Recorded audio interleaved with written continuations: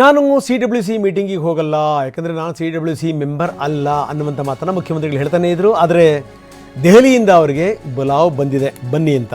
ಹೀಗಾಗಿ ಇವತ್ತು ಸಂಜೆ ಸಿದ್ದರಾಮಯ್ಯ ದೆಹಲಿಗೆ ಹೋಗ್ತಾರೆ. ನಾಳೆ CWC ಸಭೆಯಲ್ಲಿ ಅವರು ಭಾಗಿಯಾಗ್ತಾರೆ. ಇಲ್ಲಿ ಈ ಕುರ್ಚಿ ಕಾಳಗದ ವಿಚಾರಕ್ಕೆ ಸಂಬಂಧಪಟ್ಟಂಗೆ ಚರ್ಚೆ ನಡೀತಾ ಇದೆಯಲ್ಲ, ಅದು ಅಲ್ಲಿ ಏನಾದರೂ ಪ್ರತಿಧ್ವನಿಸುತ್ತಾ, ಮಾತಾಡ್ತಾರಾ, ಮಾತಾಡುವಂಥ ಸ್ಥಿತಿನಲ್ಲಿ ನಾಯಕರುಗಳಿದ್ದಾರಾ, ಇದನ್ನು ನೋಡಬೇಕು. ಯಾಕಂದರೆ ಸಾಮಾನ್ಯ ಸಂಗತಿ ಅಲ್ಲ. ಮುಖ್ಯಮಂತ್ರಿಗಳು ಹೋಗಲ್ಲ ಅಂತ ಹೇಳಿದಂಥವ್ರಿಗೆ ಮತ್ತೆ ಮುಖ್ಯಮಂತ್ರಿಗಳಿಗೆ ಬುಲಾವ್ ಬಂದಿದೆ ಅಂತಂದರೆ ಇಲ್ಲಿ ಬಹಳಷ್ಟು ಕುತೂಹಲ ಇದೆ. ಇಲ್ಲಿ ಅಂದರೆ ಸಿದ್ದರಾಮಯ್ಯ ಹೈಕಮಾಂಡ್ ಜೊತೆಗೆ ಇದಕ್ಕೆ ಸಂಬಂಧಪಟ್ಟಂಗೆ ಚರ್ಚೆ ಮಾಡಬಹುದು ಅನ್ನೋ ನಿರೀಕ್ಷೆ ಇದೆ. ಏನಾದರೂ ಸಿದ್ದರಾಮಯ್ಯನವರ ಜೊತೆಗೆ ಚರ್ಚೆ ಮಾಡಿದ್ರೆ ಒಂದು ಮಹತ್ವದ ತಿರುವು ಸಿಗಬಹುದಾ? ಯಾಕಂದರೆ ಇದುವರೆಗೆ ಈ ಅಧಿಕಾರ ಹಂಚಿಕೆ ವಿಚಾರಕ್ಕೆ ಸಂಬಂಧಪಟ್ಟಂಗೆ ಚರ್ಚೆ ಆಗಿಲ್ಲ. ಮುಂದಕ್ಕೆ ಹೋಗ್ತಾನೇ ಇದೆ.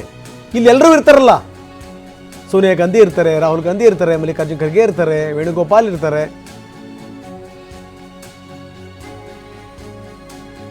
ಎಲ್ಲರೂ ಇರುವಂಥ ಸಭೆಯಲ್ಲಿ ಏನಾದರೂ ಆಗಬಹುದ ಚರ್ಚೆ ಗೊತ್ತಿಲ್ಲ. ಯಾಕಂದರೆ ನೋಡಿ, ಉಪಮುಖ್ಯಮಂತ್ರಿಗಳನ್ನು ಕರೆದಿಲ್ಲ, ಮುಖ್ಯಮಂತ್ರಿಗಳಿಗೆ ಬುಲಾವ್ ಬಂದಿದೆ. ಅದರರ್ಥ ಮುಖ್ಯಮಂತ್ರಿಗಳನ್ನಷ್ಟೇ ಕೂಡಿಸ್ಕೊಂಡು ಏನಾದರೂ ಚರ್ಚೆ ಮಾಡಬಹುದಾ?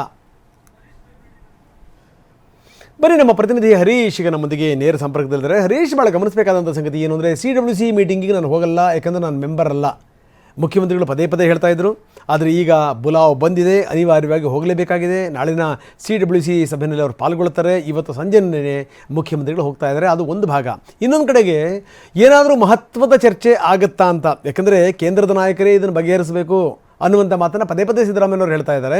ಇನ್ನು ಇದು ನಮ್ಮದಲ್ಲ, ಇದು ಲೋಕಲ್ ಸಮಸ್ಯೆ, ಹೀಗಾಗಿ ಇವರೇ ಬಗೆಹರಿಸ್ಕೋಬೇಕು ಅನ್ನುವಂಥ ಮಾತನ್ನು AICC ಅಧ್ಯಕ್ಷರು ತುಂಬ ಸ್ಪಷ್ಟವಾಗಿ ಹೇಳಿಬಿಟ್ಟಿದ್ದಾರೆ. ಅದೆಲ್ಲ ಆದಮೇಲೆ ಸಿದ್ದರಾಮಯ್ಯನವರು ಹಾಗಾದರೆ ರಾಹುಲ್ ಗಾಂಧಿಯವರೇ ಇದನ್ನು ಬಗೆಹರಿಸಲಿ ಬಿಡಿ ಅನ್ನೋದ್ರ ಮುಖಾಂತರ ಇದು ಯಾರ ಕೈನಲ್ಲೂ ಇಲ್ಲ, ರಾಹುಲ್ ಗಾಂಧಿಯವರ ಕೈನಲ್ಲಿದೆ ಅನ್ನುವಂಥ ಸ್ಪಷ್ಟ ಸಂದೇಶವನ್ನು ರವಾನಿಸಿದ್ದಾರೆ. ಇಂಥ ಸಂದರ್ಭದಲ್ಲಿ ಚರ್ಚೆ ಆಗುತ್ತಾ ಹರೀಶ್?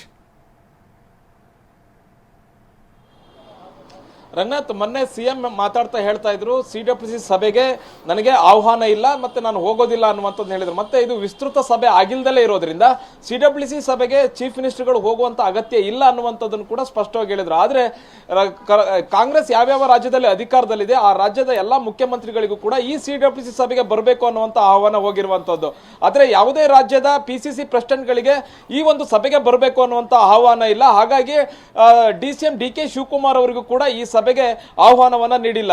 ಕೇವಲ ಮುಖ್ಯಮಂತ್ರಿಗಳಿಗಷ್ಟೇ ಈ ಒಂದು ಸಭೆಗೆ CWC ಸಭೆಗೆ ಆಹ್ವಾನವನ್ನು ನೀಡಲಾಗಿದೆ. ಇಲ್ಲಿ ರಾಜಕೀಯ ವಿಚಾರಗಳು ಚರ್ಚೆ ಆಗೋದಿಲ್ಲ, ಬೇರೆ ರಾಜ್ಯಗಳ ವಿಷಯಗಳ ಬಗ್ಗೆ ಚರ್ಚೆ ಆಗುತ್ತೆ, ಪಕ್ಷ ಸಂಘಟನೆ ಬಗ್ಗೆ ಚರ್ಚೆ ಆಗುತ್ತೆ, ಮತ್ತೆ ಕೇಂದ್ರ ಸರ್ಕಾರದ ವಿರುದ್ಧ ಹೋರಾಟ ನಡೆಸಲಿಕ್ಕೆ ಇರತಕ್ಕಂಥ ವಿಷಯಗಳ ಬಗ್ಗೆ ಚರ್ಚೆ ಆಗುತ್ತೆ ಹೊರತು ಯಾವುದೋ ಕರ್ನಾಟಕದ ರಾಜಕೀಯ ವಿಚಾರವಾಗಿ ಮತ್ತೆ ಅಧಿಕಾರ ಹಂಚಿಕೆ ವಿಚಾರವಾಗಿ ಈ ದೊಡ್ಡ ಕೋರ್ ಗ್ರೂಪ್ ನಲ್ಲಿ ಚರ್ಚೆ ಆಗೋದಿಲ್ಲ.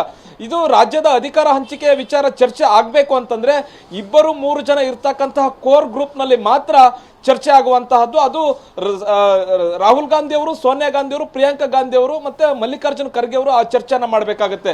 ಕರ್ನಾಟಕದ ಅಧಿಕಾರ ಹಂಚಿಕೆ ವಿಚಾರವನ್ನ ಇದುವರೆಗೂ ಕೂಡ ರಾಹುಲ್ ಗಾಂಧಿ ಅವರು ಎಲ್ಲೂ ಕೂಡ ಚರ್ಚೆಗೆ ಅವಕಾಶವನ್ನ ನೀಡಿಲ್ಲ, ಮತ್ತೆ ಚರ್ಚೆ ಮಾಡೋದಕ್ಕೂ ಕೂಡ ಟೈಮ್ ಬೈಯಿಂಗ್ ಅನ್ನ ಮಾಡ್ತಾ ಇದ್ದಾರೆ ಅನ್ನುವಂಥದ್ದು ಗೊತ್ತಾಗ್ತದೆ. ಹಾಗಾಗಿ DCM DK ಶಿವಕುಮಾರ್ ಅವರು ದೆಹಲಿಗೆ ಹೋದಂತ ಸಂದರ್ಭದಲ್ಲಿ ಅಥವಾ ಈ ಹಿಂದೆ 2 ಬಾರಿ ಸಿದ್ದರಾಮಯ್ಯ ಅವರು ದೆಹಲಿಗೆ ಹೋದಂತ ಸಂದರ್ಭದಲ್ಲೂ ಕೂಡ ಅಧಿಕಾರ ಹಂಚಿಕೆ ವಿಚಾರ ಬಗ್ಗೆ ಯಾವುದೇ ರೀತಿಯಾದ ಚರ್ಚೆ ನಡೆದಿಲ್ಲ. ಇವತ್ತು CM ಸಿದ್ದರಾಮಯ್ಯ ಅವರು ದೆಹಲಿಗೆ ಹೋಗ್ತಿರೋದ್ರಿಂದ ಇವತ್ತೇನಾದ್ರೂ ಚರ್ಚೆ ಆಗಬಹುದಾ? ಸಹಜವಾಗಿ ಚರ್ಚೆ ಆಗುತ್ತೆ, ಅಂದ್ರೆ ಔಪಚಾರಿಕವಾಗಿ ಯಾವುದೇ ರೀತಿಯಾದ ಚರ್ಚೆ ಆಗೋದಿಲ್ಲ ಅನ್ನುವಂತಹದ್ದು. ಸಿದ್ದರಾಮಯ್ಯ ಅವರು ದೆಹಲಿಗೆ ಹೋದಂತಹ ಸಂದರ್ಭದಲ್ಲಿ CWC ಸಭೆಯಲ್ಲಿ ಮೀಟ್ ಆಗ್ತಾರೆ, ಒಂದಷ್ಟು ನಾಯಕರುಗಳು ಸಿಗ್ತಾರೆ, ರಾಜ್ಯದಲ್ಲಿ ಆಗ್ತಿರ್ತಕ್ಕಂಥ ರಾಜಕೀಯ ಬೆಳವಣಿಗೆಗಳೇನು, ಪಕ್ಷದಲ್ಲಿ ಆಗ್ತಿರ್ತಕ್ಕಂಥ ಬೆಳವಣಿಗೆಗಳೇನು, ಮತ್ತೆ DCM DK ಶಿವಕುಮಾರ್ ಅವರ ಇತ್ತೀಚಿನ ನಡೆಯ ಬಗ್ಗೆ ಎಲ್ಲವೂ ಕೂಡ ಚರ್ಚೆ ಆಗುತ್ತೆ.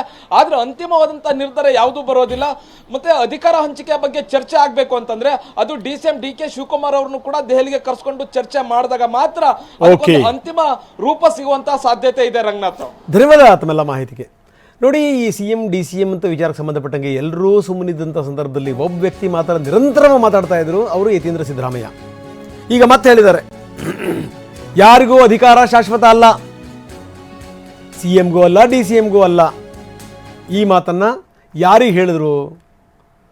ಯತೀಂದ್ರ ಸಿದ್ದರಾಮಯ್ಯ ಮುಂದುವರೆದು ಹೇಳ್ತಾರೆ, ಅಂದರೆ ನಾನು ಪಕ್ಷ ಕಟ್ಟಿದ್ದೀನಿ, ಬ್ಯಾನರ್ ಕಟ್ಟಿದ್ದೀನಿ, ಬಂಟಿಂಗ್ಸ್ ಕಟ್ಟಿದ್ದೀನಿ ಅನ್ನುವಂಥ ಮಾತನ್ನು ಹೇಳಿದ್ರಲ್ಲ ಡಿ ಕೆ ಶಿವಕುಮಾರ್, ಅದಕ್ಕೆ ಸಂಬಂಧಪಟ್ಟಂಗೂ ಹೇಳಿದ್ದಾರೆ.